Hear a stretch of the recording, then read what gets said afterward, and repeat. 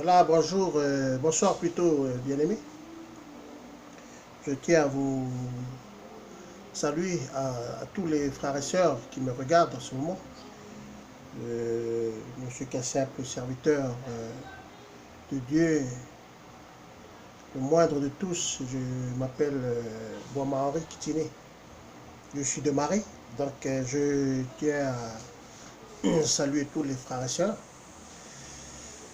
De la part de notre Seigneur Jésus-Christ, que la grâce et la paix de notre Dieu, de notre Seigneur Jésus-Christ vous accompagne dans les moments de faiblesse comme dans les bons moments que vous traversez, que nous traversons, nous qui sommes les enfants de Dieu. Je m'adresse à tous les enfants de Dieu du monde entier. Je veux simplement encourager tous les frères et sœurs, dire que nous sommes dans les derniers temps et nous vivons des temps difficiles. Nous vivons des temps d'angoisse, des temps de peine. Et quand on regarde les guerres qui se passent en ce moment en Syrie, tous les enfants qui meurent, qui sont dans les... tous ces enfants qui meurent, qui pleurent, leurs parents aussi qui sont morts. Donc je suis ici en Nouvelle-Calédonie et nous regardons tout cela et nos cœurs est touché. Nous sommes touchés parce que vous voyez, nous sommes dans les temps, les prophéties de la parole de Dieu selon Daniel et tous les Ézéchiel, dans l'Ancienne Alliance, ainsi que même dans l'Apocalypse, on voit la parole de Dieu qui continue à s'accomplir. Et je veux simplement encourager les enfants de Dieu, les chrétiens. Vous voyez, nous sommes dans le temps où c'est vrai qu'il est vraiment difficile. Nous sommes dans le temps où Jésus va dire ceci, lorsque le Fils de l'homme apparaîtra sur les nuées, trouvera-t-il de la foi? Trouvera-t-il la foi sur la terre? Donc c'est pour cela que je vais encourager les frères et sœurs. Gardons la foi, malgré les moments que vous traversez, gardons la foi. La foi, c'est la foi en Christ. La foi, c'est la foi à la parole de Dieu. Restons fermes, ne vous laissez pas être emporté par toute vente de doctrine. Même il y a beaucoup de doctrines en ce moment dans notre nation, ici en Calédonie. Il faut dire qu'il y a beaucoup de doctrines. Des doctrines qui surgissent comme ça, qui poussent comme des champignons. Donc nous voyons que c'est vraiment les derniers temps. Et je tiens à demander à tous les chrétiens de prier en ce moment, nous sommes dans le temps difficile. Je tiens à demander à tous les chrétiens de prier, de rester dans la parole de Dieu. Et s'il faut sortir des bâtiments et rester seul à la maison et chercher la face de Dieu. Parce que Dieu il est avec toi là où tu es, tout partout, tu vois. Dieu est avec toi. Amen. Donc, je t'encourage, mon frère, ma soeur, bien-aimés, les frères et sœurs, je vous encourage en ce moment même, à l'heure où je vous parle, ces secondes qui suivent là, on ne sait pas qui meurt.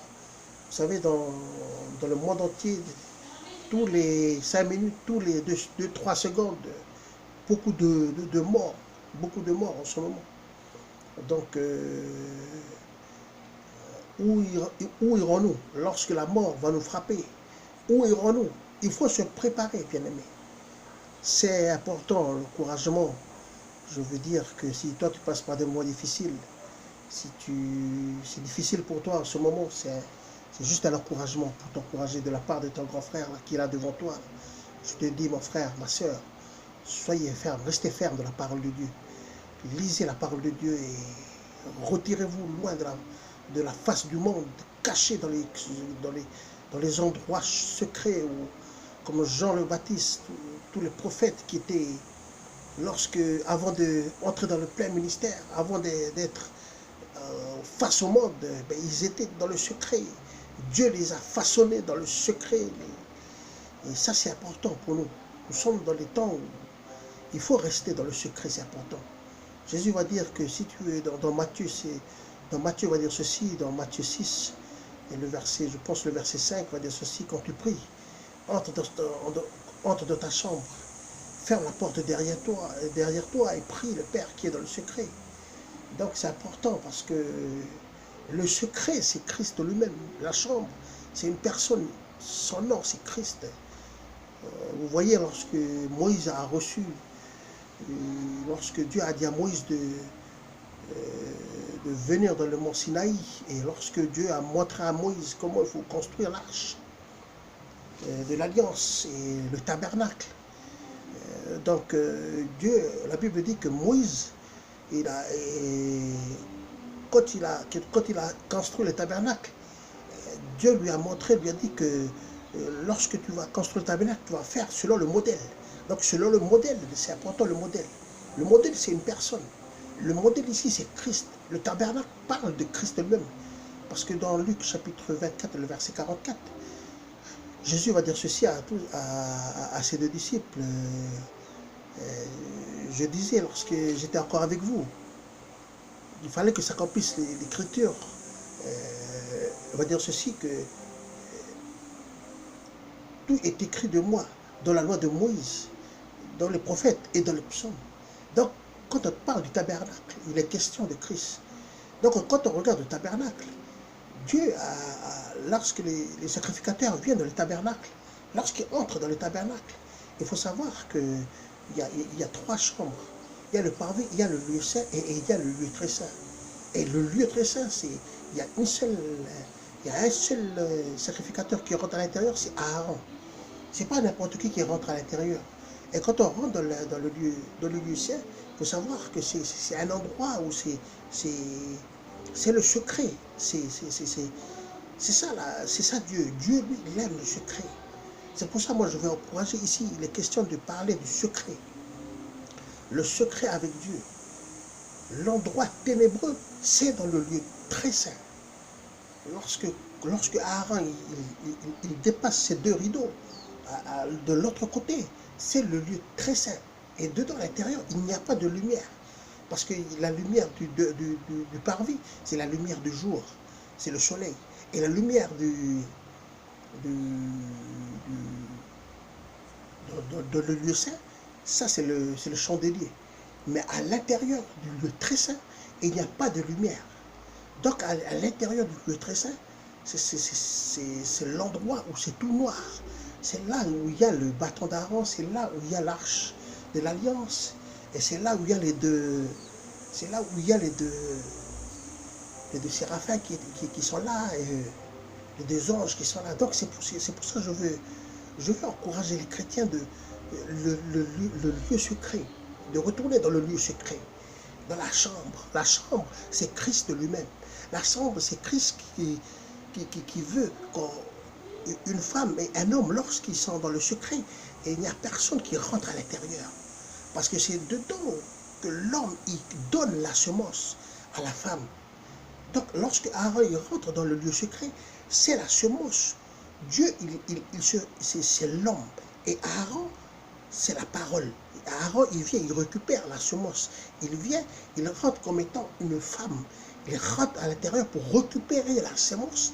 Et lorsqu'il sort de la chambre, il donne la semence dans le lieu saint et dans le tabernacle, dans le parvis. Et c'est comme ça que le peuple, il reçoit la parole à partir du lieu secret. Donc c'est pour ça, Jésus va dire, quand tu pries, entre dans ta chambre, ferme la porte derrière toi. Parce que Dieu veut entrer dans la chambre avec toi. Dieu veut se communiquer avec toi. Et c'est cet encouragement que je veux m'adresser à tous les enfants de Dieu du monde entier. Pour dire que dans ces temps difficiles, dans ces temps d'angoisse, et je veux encourager tous les bien-aimés de la Syrie, tous les frères et sœurs qui passent par des mots difficiles en ce moment à la Syrie, et même en Japon, même en Philippines, tous les frères et sœurs qui sont dans les quatre coins de la terre, je veux vous encourager pour vous dire que Christ, c'est le lieu secret. Christ, ce n'est pas le monde. Ce qui sort à l'extérieur, ça c'est la femme, ça c'est la prostituée. La prostituée, elle va vendre son corps à l'extérieur de la maison. Elle sort dans la rue. Mais la femme, la vierge pure selon Paul, lorsque Paul va dire dans 2 Corinthiens, je suis jaloux de vous, de ce que je vous ai fiancé comme une vierge pure. La Vierge pure reste à la maison. Il obéit à la parole de la maison. Il garde les commandements de la maison. Et nous, l'Église, nous sommes de ceux qui sont dans la maison. On ne fait pas. Quand on dit Église, c'est l'Église. Quand on regarde la définition du mot Église, on a dit que la définition du mot Église, c'est sortir hors d'eux. Donc ça veut dire que nous ne sommes pas de ce monde. Nous ne venons pas de ce monde. Nous venons du ciel. Et nous allons retourner dans le ciel. Donc, je veux encourager, bien-aimés frères et sœurs, je vous encourage à rester ferme à la parole de Dieu, à rester ferme à Christ qui est la parole qui donne la vie. Et c'est ça la parole que j'ai envie de vous encourager ce soir, que la grâce et la paix du Seigneur, c'est quelques minutes que j'ai envie de vous encourager. La grâce et la paix du Seigneur vous accompagnent dans les moments difficiles comme dans les bons moments. Les frères et sœurs qui sont en bonne santé, continuez à prier pour ceux qui passent par des moments difficiles, ceux qui sont persécutés à cause du nom de Jésus. Jésus-Christ de Nazareth qui est notre Maître, notre bien-aimé Seigneur et Sauveur. Je vous aime de la part de notre Seigneur Jésus-Christ. Que la paix du Seigneur vous accompagne. Gloire à Dieu et à la prochaine.